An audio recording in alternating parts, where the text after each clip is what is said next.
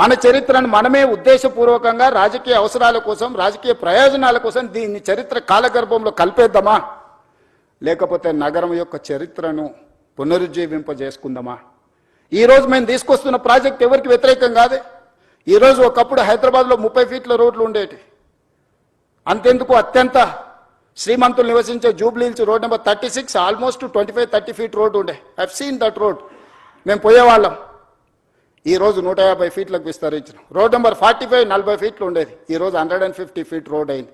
ఈరోజు పంజగుట్ట నుంచి పైకి పోయేదానికి కానీ మీరు చూడండి, ఏ రోడ్లు అయినా ఫ్లైఓవర్లు అయినా ఓల్డ్ సిటీలో, ఈరోజు ఓల్డ్ సిటీలో సాలార్జంగ్ మ్యూజియం నుంచి ప్రతి ఏరియాలో ఇరుకైన సందులు, నిజాం కట్టిన పట్టణం కాబట్టి ఆ రోజు ఉన్న పరిస్థితుల ప్రకారం రోడ్లు వేస్తే ఈరోజు ఓల్డ్ సిటీలో ఉండే ప్రజలు వాళ్ళే ముందుకొచ్చి స్వచ్ఛందంగా మా రోడ్లను విస్తరించండి, మేము స్వచ్ఛందంగా ముందుకు వస్తాము, మాకు నష్టపరిహారం ఇవ్వండి అంటే ఈరోజు ఓల్డ్ సిటీలో మెట్రో విస్తరించడానికి గౌలిగూడ నుంచి ఫలక్నమా నుంచి చంద్రాయణగుట్ట వరకు ఈ రోడ్ల విస్తరణ కార్యక్రమాలు వేగంగా జరుగుతున్నాయి.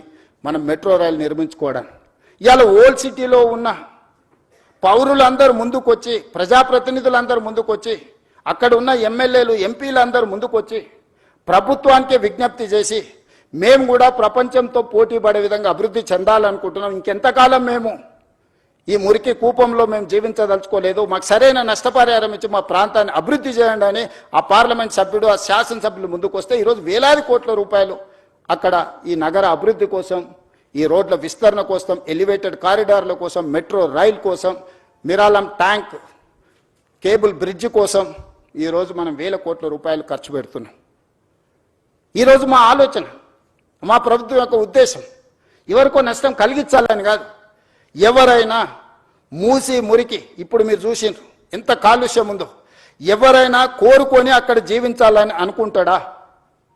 ఏ ఆధారం లేనోళ్ళు, ఎలాంటి ఆదరణ లేనోళ్ళు, ఏ ప్రభుత్వం ఏం వసతులు కల్పించనప్పుడు ఇక చివరి మజిలీగా మూసీ నది పరివాహక ప్రాంతంలో వాళ్ళు నివసించాలనుకుంటున్నారు. అక్కడున్న దోమలు, అక్కడున్న కంపు, అక్కడున్న మురికి, వాళ్ళ పిల్లలు పొద్దున్న లేస్తే బడికి పోవడానికి బడి లేదు, వాళ్ళకు వైద్యం లేదు, ఆ పిల్లలకు ఆడుకోవడానికి చిన్న ఆట స్థలం లేదు, నివసించడానికి ఒక కుటుంబం భార్యాభర్తలు కలిసి ఉండడానికి కూడా అక్కడ వసతులు లేవు.